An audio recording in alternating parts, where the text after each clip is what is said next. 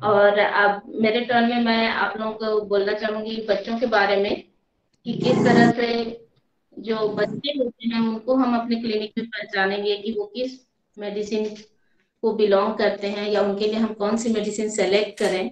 तो बच्चे जो हैं वो उनसे हम बहुत ज्यादा केस टेकिंग सवाल नहीं पूछते हैं, बल्कि जो उनको ऑब्जर्व जो है ज्यादा करते हैं कि बच्चे जो है वो किस तरह से आपकी क्लिनिक में पेश आ रहे हैं, वो कैसे कर रहे हैं, उनकी एक्टिविटी पे नजर रखना बहुत जरूरी होता है कि बच्चा कैसा है ये समझने के लिए हम उसकी एक्टिविटीज को गौर से देखें। साथ ही हम बच्चे अगर थोड़े बड़े हैं तो उससे चंद सवाल कर सकते हैं और बड़ों से उनके बारे में, उनके घर में किस तरह का व्यवहार है इसके बारे में पूछ सकते हैं। जैसे अगर आप बच्चे से पूछते हैं कि क्या उसे अंधेरे में जाने से डर लगता है, तो ज्यादातर बच्चे आपको बोलते हैं कि हाँ डर लगता है। तो फिर आप इसमें रूब्रिक ले सकते हैं फियर डार्क। और इसके साथ में आप बच्चों से पूछिए कि अंधेरे में जाने से किस बात से डर लगता है। तो अगर बच्चा बताता है या नहीं बता पाता तो आप उसको ऑप्शन दीजिए कि किस चीज से डर लगता है। बेटा आपको कहीं चोर से डर लगता है, कोई डाकू से डर लगता है, या कोई लुटेरा आ जाएगा ऐसा लगता है, या इसके अलावा कहीं भूत वगैरह से डर लगता है।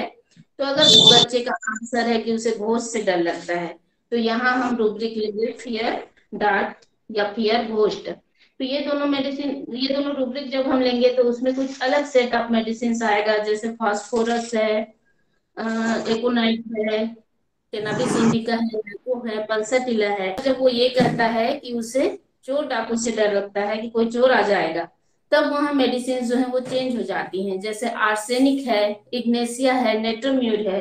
तो इस तरह से छोटे छोटे सवाल हम बच्चों से पूछ सकते हैं। पेरेंट्स से पूछ सकते हैं कि बच्चे को गुस्सा कितना आता है। अगर बच्चे को बहुत ज्यादा गुस्सा आता है तो उसके अकॉर्डिंग सेट ऑफ मेडिसिन अलग हो जाएंगी। अगर गुस्सा नहीं आता है तो कौन सी मेडिसिन होगी ये हम सोच सकते हैं। पेरेंट्स बताते हैं कि बच्चा जो है बहुत गुस्से वाला है, गुस्से में चीजें फेंकता है।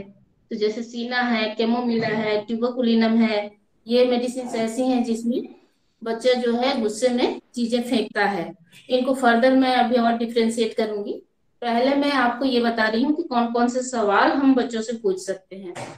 इसके अलावा आप पेरेंट्स से ये पूछ सकते हैं कि वो अपनी चीजें कैसे रखता है, जैसे किताबें हैं, उसके खिलौने हैं, वो सब वो किस तरह से रखता है, दूसरे बच्चों के साथ शेयर करता है या नहीं करता है।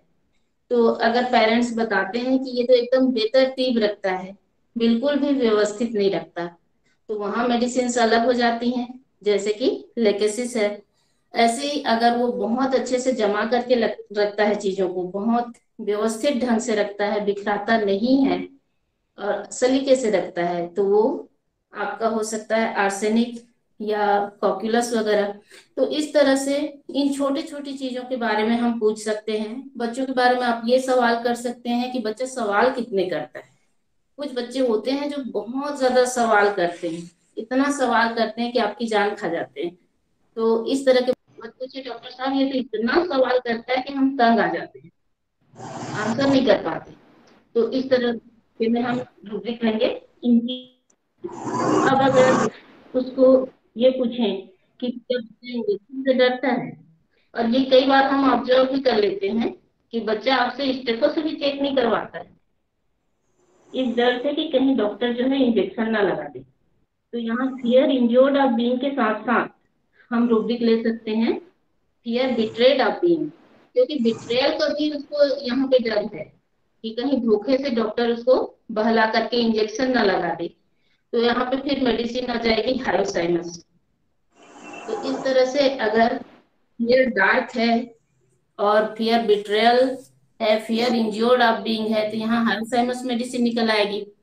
अगर बच्चा ज्यादा सवाल नहीं पूछता है लेकिन डार्क से डरता है, अंधेरे से डरता है, तो इस स्थिति में जो है स्ट्रामोनियम एक अच्छी मेडिसिन है। इसमें ये पेरेंट्स से क्लिंग करता है, क्लिंगिंग रूब्रिक में भी ये प्रोमिनेंट है स्ट्रामोनियम। अंधेरे से डरने के साथ साथ वो माँ बाप से चिपक जाता है, जो भी उससे पास हो उसको क्लिंग कर जाता है, ये ज्यादा क्वेश्चंस नहीं पूछता है हायोसाइमस की तरह। बच्चा बहुत ही ज्यादा प्लेफुल रहता है और खेलता रहता है, बहुत ही ज्यादा सभ्य बच्चा होता है, बिल्कुल भी किसी तरह की बदमाशियां नहीं करता, एकदम इंटेलिजेंट रहता है, ओबीडियंट रहता है। और ये कोशिश करता है कि उसकी वजह से परिवार में किसी को कोई दिक्कत या परेशानी ना हो। और ना ही इसे इंज्योर्ड बीइंग से डर लग रहा है, यानी इंजेक्शन से डर लग रहा है, ना अंधेरे से डर लग रहा है। अगर इस तरह का बच्चा है जो बुखार आने में भी चुपचाप लेटा रहता है, ये सोच करके कि मम्मी पापा को क्यों डिस्टर्ब करूं, उनको भी तो अपने काम है। तो इस तरह का अगर शांत बच्चा है जो अपने से ज्यादा अपने फैमिली वालों का ख्याल रखता है, ये सोच करके कि इसके बीमार होने की वजह से उनके काम में कोई बाधा ना हो, तो इस तरह का बच्चा जो है वो पॉपुलस है। बुखार में भी चुपचाप सोया रहता है, तंग नहीं करता, कुछ डिमांड नहीं करता, और शांति से लेटा रहता है। तो पॉपुलस के बच्चे को हम इस तरह से समझ सकते हैं। ऐसे ही अगर बच्चा बुखार में बहुत ज्यादा तंग कर रखा है, आईपीआर को एकदम तंग करके रखा है, कुछ डिमांड कर रहा है और उसकी डिमांड पूरी करने पर भी वो उससे संतुष्ट नहीं है। जैसे कि सर ने बताया था कि अगर बुखार आ रहा है और उसने गर्म पानी मांगा, आप गर्म पानी करके ले गए, तो वो बोलेगा इतना गर्म क्यों ले आए, मुझे थोड़ा कम गर्म चाहिए। अब थोड़ा कम गर्म करके दो तो उसे लगेगा कि ज्यादा ही ठंडा कर दिए हो, उससे थोड़ा ज्यादा गर्म करो। मतलब इस तरह से कुछ ना कुछ आपको कहते रहेगा, कभी पैर दबा दो, कभी सिर दबा दो, कभी अच्छे से नहीं दबा रहे हो, ऐसा नहीं बोला था मैं, ऐसा नहीं किया था, नहीं ऐसा करना आप। तो वो पूरे टाइम आईपीआर को तंग करके रखता है। अब लेकेसिस के बच्चे पे आते हैं। लेकेसिस का बच्चा जो होता है वो बहुत ही ज्यादा प्लेफुल होता है, कॉपुलस की तरह ही ये भी प्लेफुल है। और ये बच्चे जो है वो दूसरों के साथ ट्रिक्स करता रहता है, दूसरों को अपने अम्यूजमेंट के लिए तंग करता है, शरारतें करता है, बहुत ही मिस्चीवियस बच्चा होता है। तो लेकेसिस का जो चाइल्ड होता है वो बहुत बातूनी भी होता है, लोकेसिटी इसमें पाई जाती है। प्लेफुल रहता है, आपके क्लिनिक में आएगा तो आपको हंसाएगा, चीजों को छुएगा, इधर उधर देखेगा, कुछ ना कुछ हरकतें करता रहता है। और ये बच्चा जो होता है लेकेसिस का, इसको पढ़ाई से बिल्कुल भी इंटरेस्ट नहीं होता है। जब हम पेरेंट्स से पूछते हैं तो बोलता है कि किताब कापियों को भी सहेज के नहीं रखता, सब सामान बिखरा के रखता है, और ये बिल्कुल पढ़ाई करने में इंटरेस्ट नहीं लेता है, बस खेलता रहता है, खेलता रहता है। इस तरह का बच्चा होता है, ये होता है लेकेसिस का।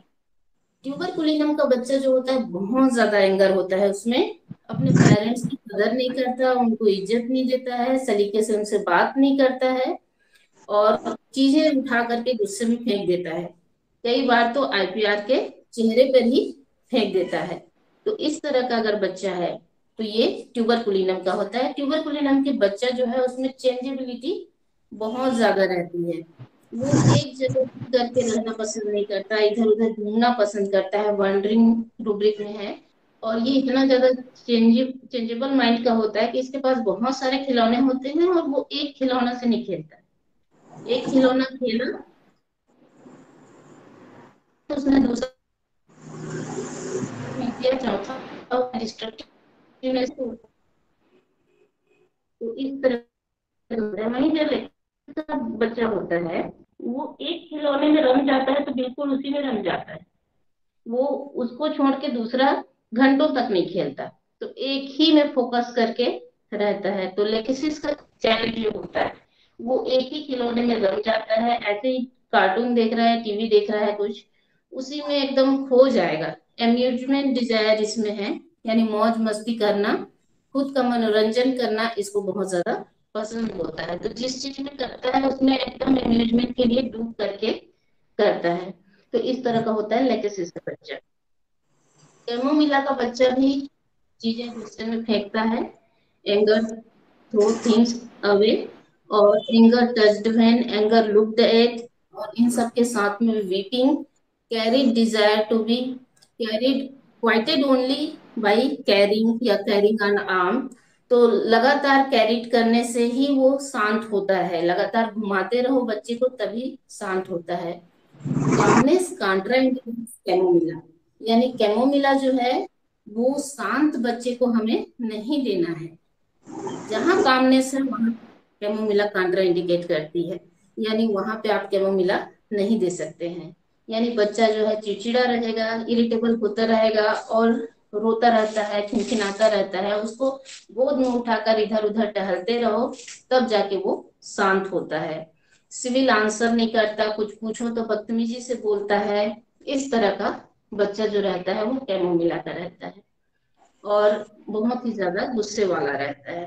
फिर चाहे सर्दी हो, उल्टी हो, दस्त हो, बुखार हो, कुछ भी हो, आपको बच्चों के इस तरह के लक्षण अगर मिलते हैं, तो इन सिम्टम्स के आधार पर जो है आप मेडिसिन जब सेलेक्ट करते हो तो वो हर बीमारी में आपके काम करेगी। और बच्चों को ठीक करने के लिए ये 10-12 मेडिसिन जो है वो बहुत ही उपयोगी हैं। एक बच्चा है, जैसे मैंने बताया, बहुत जिद्दी होता है और आईपीआर को तंग करके रखता है, इसके साथ ही इसमें फास्टिडियसनेस होता है, अपनी हर चीज को व्यवस्थित रखता है। जैसे लेटेस्ट बिठा के रखता है वैसे नहीं रखता, उसकी कॉपी किताबें एकदम सलीके से जमी हुई रहती हैं। ऐसे ही कार्सिनोसिन का बेबी जो है वो भी बहुत चीजों को जमा करके सलीके से रखता है।